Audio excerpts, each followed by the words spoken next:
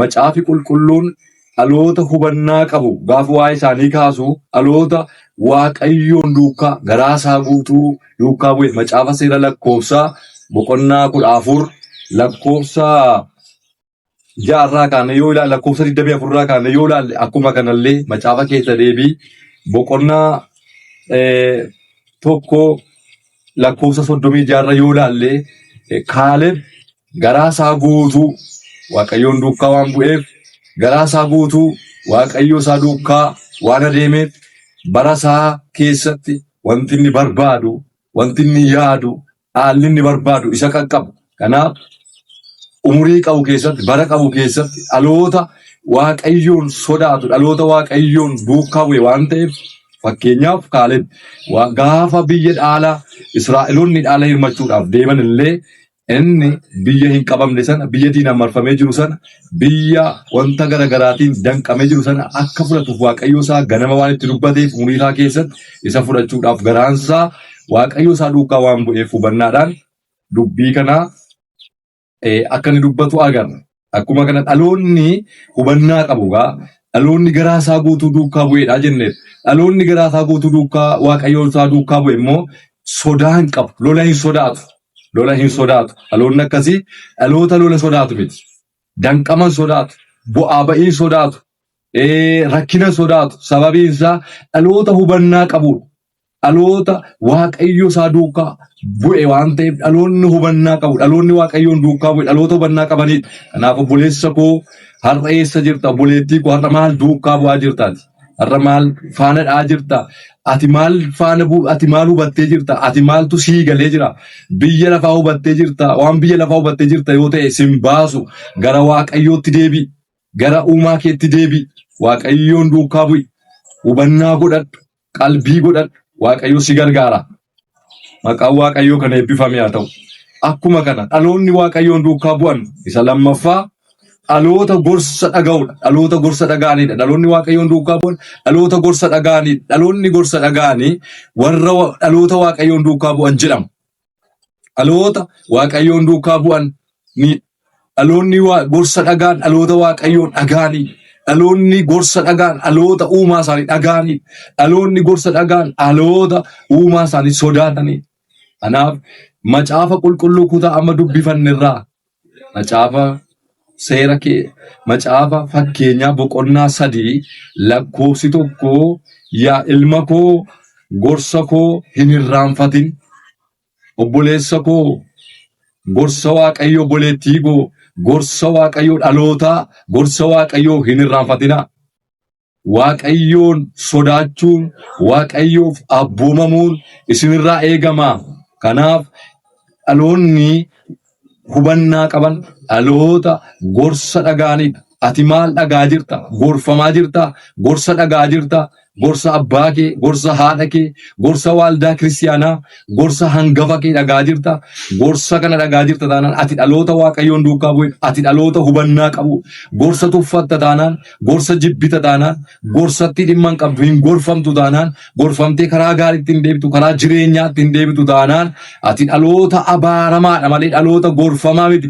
Dhaloota gorfamaa barbaada waaqayyo, dhaloota isa dhaga'u barbaada waaqayyo, dhaloota isa hubatu barbaada waaqayyo, dhaloota isa duratti garaasaa qajeelfatu barbaada waaqayyo. Kanaaf dhaloonni hubannaa qabu dhaloota fandalalaa, dhaloota gadhiifamaa, dhaloota bakkee joorutu hin taane dhaloota gorsa dhaga'udha. Ati maal dhagaa jirta? Gorsa dhagaa jirta?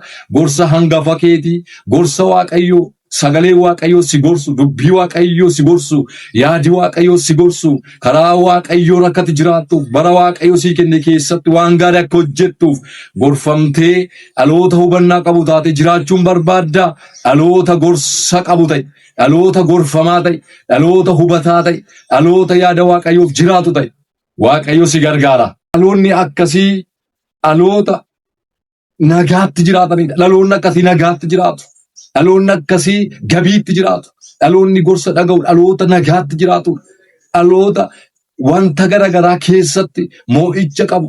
Chaalenjoota jiran hundumaa, dhiibbaa jiru hundumaa mo'atee darbu naga qabeessa dhaloonni akkasii biyya keessatti, safara keessatti, maatii isaa keessatti, sadarkaa biyyaa keessatti dhaloonni akkasii dhaloota naga qabeessa. Kanaaf ganama kana yeroo kana sittan himaa dhaloota gorfamaa ta'e, dhaloota waaqayyoon dhaga'u ta'e, dhaloota hubataa ta'e, hubannaatti akkati deebitu barbaada Waaqayyo. Gorfamtee akkati jiraattu barbaada Waaqayyo. Isa duukaa akkati buutu barbaada Waaqayyo. Isa akkati dhageessu barbaada Waaqayyo. Isaaf akkati jiraattu barbaada. Akkati baddu barbaadu Waaqayyo. Akkati waan lafaa kanaan joonjoftu barbaadu Waaqayyo. Akkati gorsa abbaa kee, gorsa haadha kee tuffattu barbaadu Waaqayyo. Akkati gorsa tuffattu barbaadu Waaqayyo. Akkati gorsa hangafoota keetii, gorsa waldaan kiristaanaa si gorsu tuffattu barbaadu Waaqayyo. Kanaaf sittan himaa dhaga'i bakka jirtu hundumaatti dhaloota gorfamaa ta'e. Dhaloota gorsa dhaga'u, garaan kee gorsaa dhaga'u, qalbiin kee gorsaa dhaga'u, sammuun kee gorsaa dhaga'u, gorfami karaa waaqayyootti deebi'i. Kuftee jirta yoo ta'e ka'i, dadhabdee jirta yoo ta'e ka'i, waaqayyo si gargaara.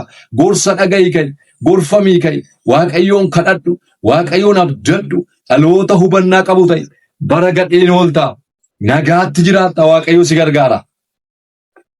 Waaqayyo hunduma keenya haa gargaaru. Isa sadaffaa dhaloota of hin xureessin. Dhaloonni hubataan dhaloota of hin xureessinedha. Dhaloonni hubataan dhaloota of hin gadhoomsinedha. Dhaloonni hubannaa qabu dhaloota karaa waaqayyoo irratti jireenya isaanii eeggatanidha. Dhaloonni akkasii dhaloota naga qabeessa. Dhaloonni akkasii dhaloota lammaffaa dhalatanidha.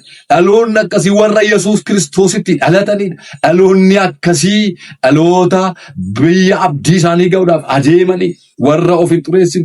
Fakkeenyaaf Daani'el boqonnaa 1:8 yoo fudhanne, Daani'el faan mana mootii keessatti yeroo eegamaa turan.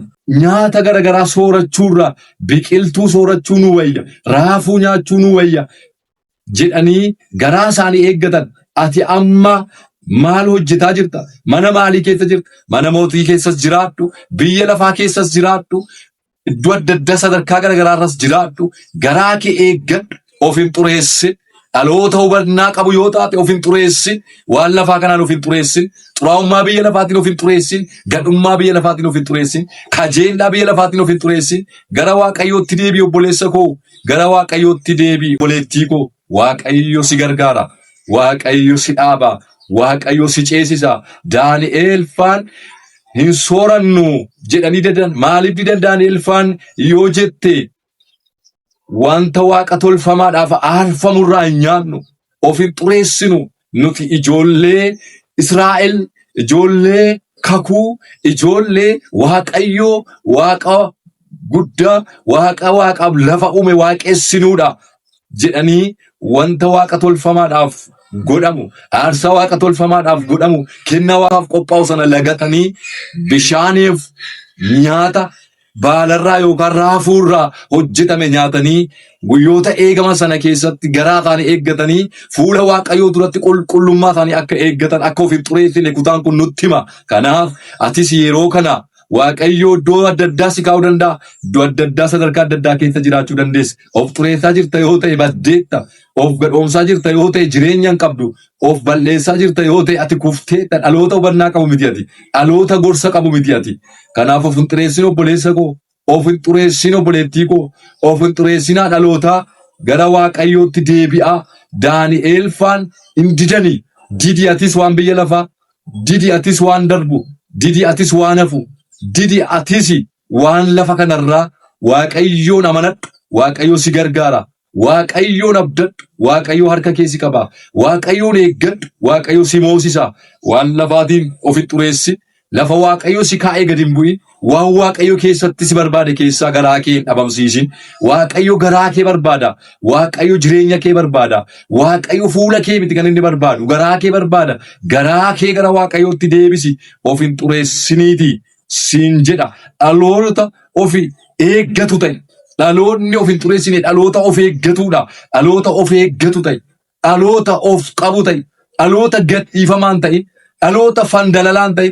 Dhaloota bu'a ofumaa bakkee keessa burraaquun ta'e. Dhaloota of eeggatu ta'e. Akkuma kana dhaloota maqaa waaqayyoo eeggatu ta'e.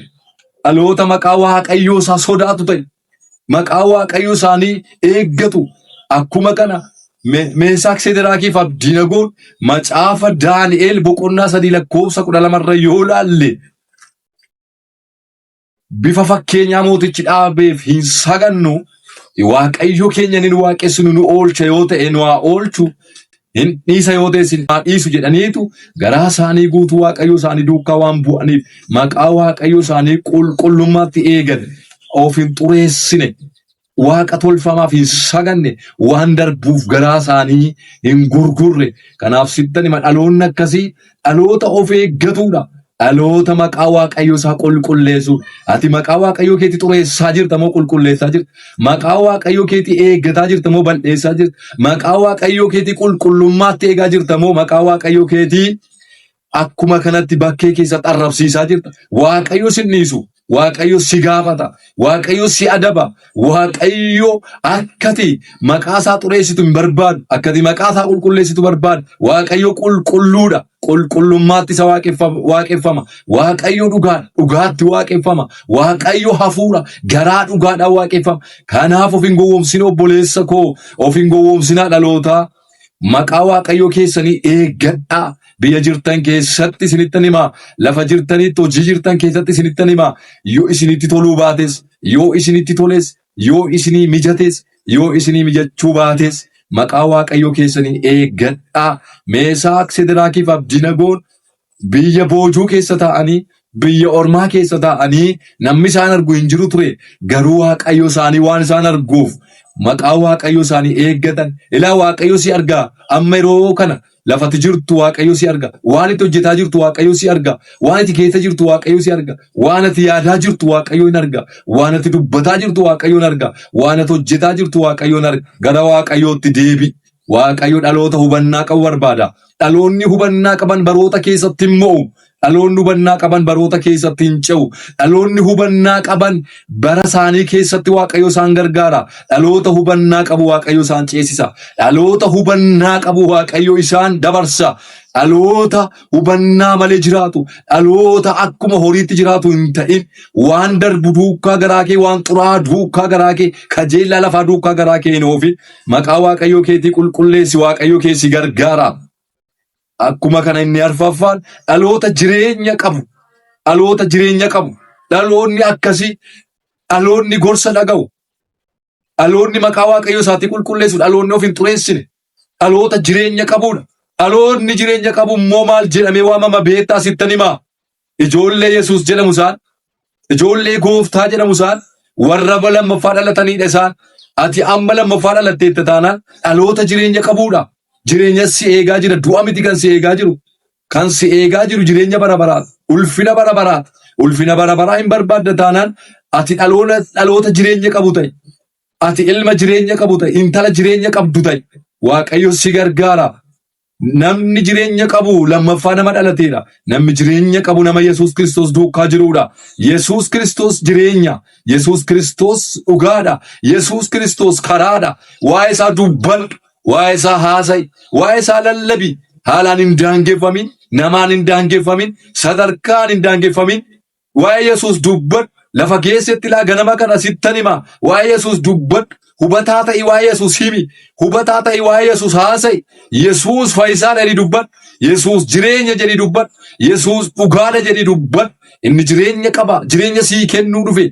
Akkati of xureessitu. Akkati baddu hin barbaadu. Kanaaf dhaloonni hubataan dhaloota jireenya qabuudha. Dhaloonni jireenya qabu immoo dhaloota Yesuus Kiristoositti lammaffaa dhalateedha. Ati dhalatteetta ganama kana. Dhalatteetta taanaan jireenya qabda. Jireenya qabda taanaan lammaffaa dhalatteetta. Lammaffaa dhalatteetta taanaan immoo Yesuus Kiristoosiin qabda. Yesuusiin qabda taanaan immoo jireenya bara baraa qabda. Jireenyi bara baraa immoo jireenya lafa kanarraa caala. Jireenyi bara baraa immoo jireenya qabeenya abbaan kee fi haadhi kee sii kennu caala. Jireenya sadarkaan kee sii kennu caala. Kanaaf sittan hima obboleessa koo. Kanaaf sittan hima obboleettii koo. Kanaaf sittan hima dhalootaa yeroo kana jireenya qabaadhaa. Jireenyi birriidhaan hin bitamu. Jireenyi sadarkaan hin argamu. Jireenya qabaadhaa. Dhaloota hubataa ta'a. Biyyi lafaa hin darba. Yesuus hin dhufa. Yesuus isa dhufu duukaa tarkaanfadhu. Yesuus isa dhufu ulfinaan eeggadhu. Dhaloota jireenya qabu ta'e of eeggadhu. Of hin xureessiniiti. Of gorsami gorsa dhagayiiti.